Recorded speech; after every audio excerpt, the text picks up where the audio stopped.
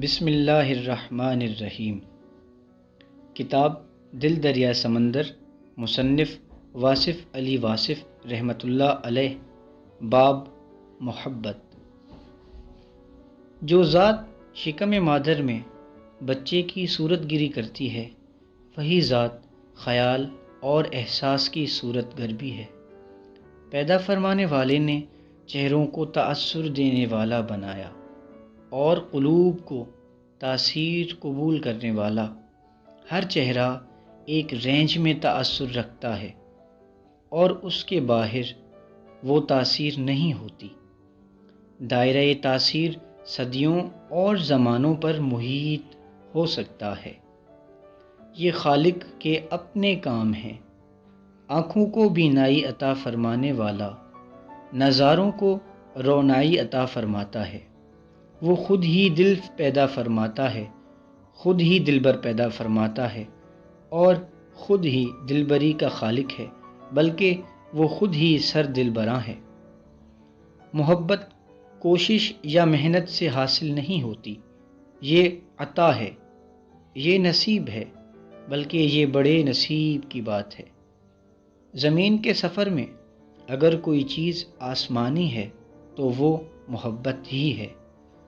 محبت کی تعریف مشکل ہے، اس پر کتابیں لکھی گئیں، افسانے رقم ہوئے، شعراء نے محبت کے قصیدے لکھے، مرثیے لکھے، محبت کی کیفیات کا ذکر ہوا، وضاحتیں ہوئیں، لیکن محبت کی جامع تعریف نہ ہو سکی۔ واقعہ کچھ اور ہے، روایت کچھ اور۔ بات صرف اتنی سی ہے کہ ایک چہرہ جب انسان کی نظر میں آتا ہے تو اس کا انداز بدل جاتا ہے۔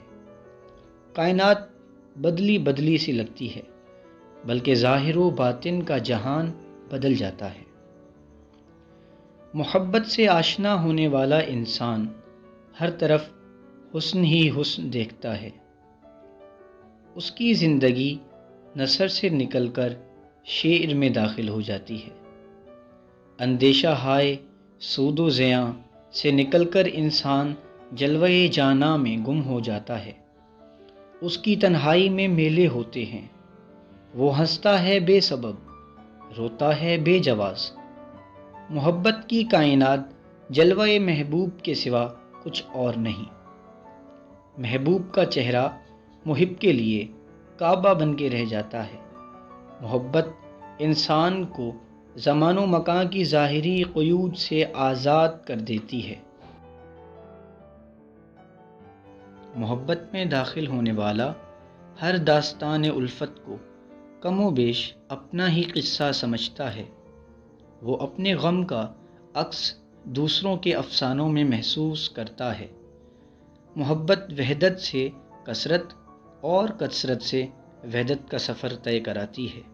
محبت آسمانوں کی بے کراں وسعتوں کو ایک جست میں طے کر سکتی ہے۔ محبت قطرے کو کلزم آشنا کر دیتی ہے۔ محبت زمین پر پاؤں رکھے تو آسمانوں سے آہٹ سنائی دیتی ہے۔ محبت کرنے والے کسی اور مٹی سے بنے ہوتے ہیں۔ یہ خلوص کے پیکر دنیا میں رہ کر بھی دنیا سے الگ ہوتے ہیں۔ دراصل محبت زندگی اور کائنات کی انوکھی تشریح ہے۔ یہ قرآن فطرت کی الگ تفسیر ہے۔ یہ حیات و مرگ کے مخفی رموز کی جداگانہ آگہی ہے۔ محبت میں دھڑکنے والے دل کے ساتھ کائنات کی دھڑکنیں ہم آہنگ ہو جاتی ہیں۔ محب اور محبوب کا تقرب موسموں کو خوشگوار بنا دیتا ہے۔ محبوب کی جدائی سے بہاریں روٹھ جاتی ہیں۔ محبوب کا فراق بینائی چھین لیتا ہے اور محبوب کی قمیص کی خوشبو سے بینائی لوٹ آتی ہے۔ یہ بڑا راز ہے، یہ انوکھا عمل ہے۔ اس زندگی میں ایک اور زندگی ہے۔ اسی کائنات میں ایک اور کائنات ہے۔ محبت ہو تو انسان کو اپنے وجود ہی میں کائنات کی وسعتوں اور رنگینیوں سے آشنائی ہوتی ہے۔ اسے خوشبوؤں سے تعارف نصیب ہوتا ہے، اسے آہٹیں سنائی دیتی ہیں، وہ دھڑکنوں سے آشنا ہوتی ہے، اسے نالے نیم شب کا مفہوم سمجھ میں آتا ہے۔ محبت کرنے والا اپنی ہستی کے نئی معنی تلاش کرتا ہے، وہ باطنی سفر پر گامزن ہوتا ہے۔ زندگی کے تپتے ہوئے ریگزار میں محبت گویا ایک نخلستان سے کم نہیں۔ محبت کے سامنے ناممکن و محال کچھ نہیں۔ محبت پھیلے تو پوری کائنات اور سمٹے تو ایک قطرہ خون۔ در حقیقت محبت آرزوئے قرب حسن کا نام ہے۔ ہم ہمہ وقت جس کے قریب رہنا چاہتے ہیں وہی محبوب ہے۔ محبوب ہر حال میں حسین ہوتا ہے، کیونکہ حسن تو دیکھنے والے کا اپنا انداز نظر ہے۔ ہم جس ذات کی بقا کے لیے اپنی ذات کی فنا تک بھی گوارا کرتے ہیں وہی محبوب ہے۔ محب کو محبوب میں کجی یا خامی نظر نہیں آتی، اگر نظر آئے بھی تو محسوس نہیں ہوتی، محسوس ہو بھی تو ناگوار نہیں گزرتی۔ محبوب کی ہر ادا دلبری ہے، یہاں تک کہ اس کا ستم بھی کرم ہے، اس کی وفا بھی پر لطف اور جفا بھی پرکشش۔ محبوب کی جفا کسی محبت کو ترک وفا پر مجبور نہیں کرتی، دراصل وفا ہوتی ہی بے وفا کے لیے ہے۔ محبوب کی راہ میں انسان معذوری یا مجبوری کا اظہار نہیں کرتا۔ محبوب کی پسند و ناپسند محب کی پسند و ناپسند بن کے رہ جاتی ہے۔ محبت کرنے والے جدائی کے علاوہ کسی اور قیامت کے قائل نہیں ہوتے۔ محبت اشتہائے نفس اور تسکین وجود کا نام نہیں، اہل ہوس کی سائیکی اور ہے، اور اہل دل کا انداز فکر اور محبت دو روحوں کی نہ ختم ہونے والی باہمی پرواز ہے۔ محبت کے لیے خاص عمر مقرر نہیں۔ محبت زندگی کے کسی دور میں بھی ہو سکتی ہے۔ یہ بھی ممکن ہے کہ ایک انسان کو پوری زندگی میں بھی محبت سے آشنا ہونے کا موقع نہ ملے۔ سوز دل پروانہ کسی مغز کے نصیب میں نہیں ہوتا۔ عقیدوں اور نظریات سے محبت نہیں ہو سکتی، محبت انسان سے ہوتی ہے۔ اگر پیغمبر صلی اللہ علیہ وآلہ وسلم سے محبت نہ ہو تو خدا سے محبت یا اسلام سے محبت نہیں ہو سکتی۔ یہاں یہ سوال پیدا ہوتا ہے کہ مجاز کیا ہے اور حقیقت کیا ہے؟ دراصل مجاز بذات خود ایک حقیقت ہے، اور یہ حقیقت اس وقت تک مجاز کہلاتی ہے جب تک رقیب ناگوار ہو۔ جس محبت میں رقیب قریب اور ہم سفر ہو وہ عشق حقیقی ہے۔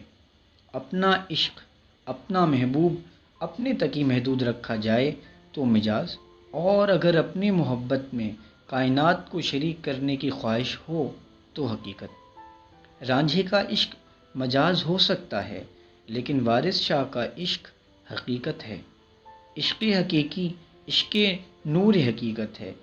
یہ نور جہاں سے بھی عیاں ہوگا عشق کے لیے محبوب ہوگا۔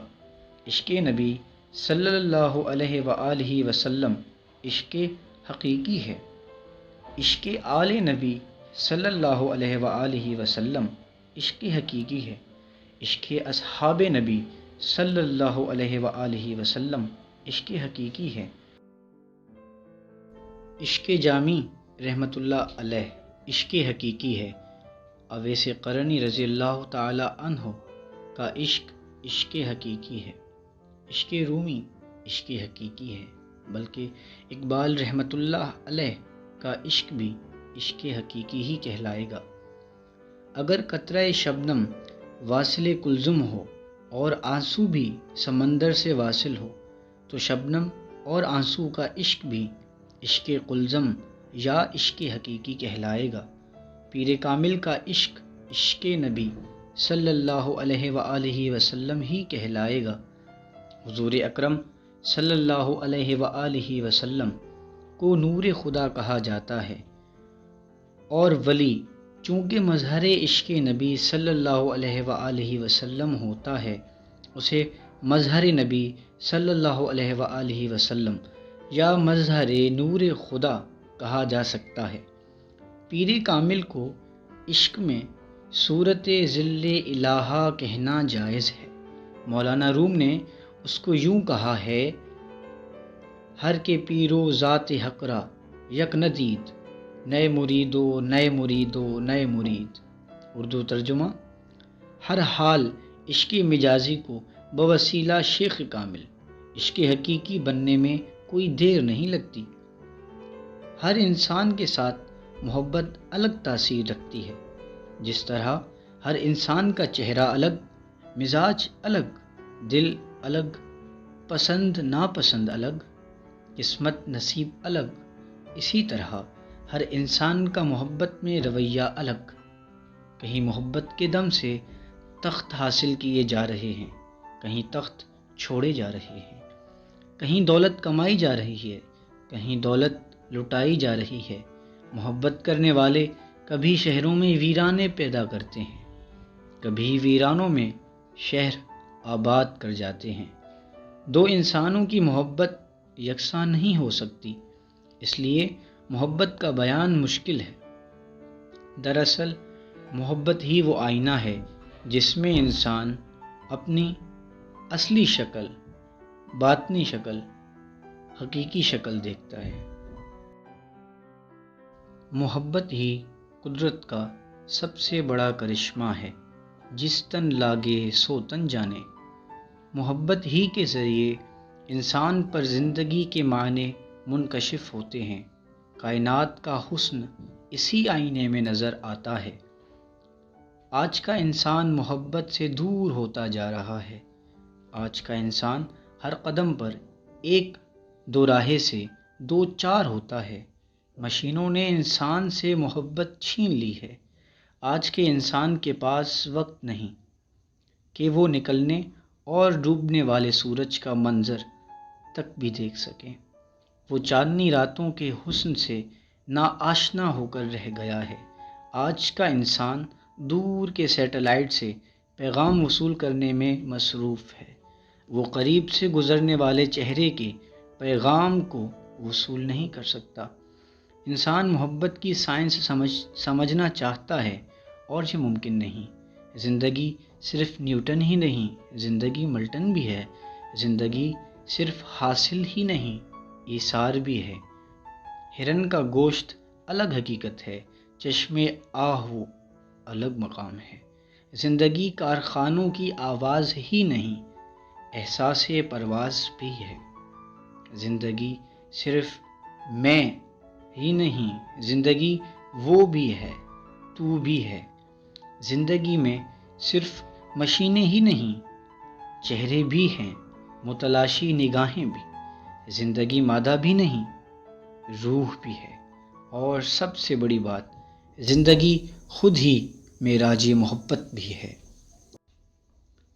فیصلہ: آدھا راستہ طے کرایا، اب کیا سوچ رہا ہے آخر؟ انجانی منزل کی جانب چلتا جائے یا واپس ہو جائے راہی۔ سوچ کے بھی انداز عجب ہیں، سوچ کے ہی آغاز کیا تھا، 100 رستوں میں ایک چنا تھا، اور اب سوچ ہی روک رہی ہے۔ آگے بھی کچھ تاریکی ہے، لوٹ کے جانا بھی مشکل ہے۔ سوچ کا سورج ڈوب رہا ہے، ایسے راہی کی منزل ہے آدھا راستہ۔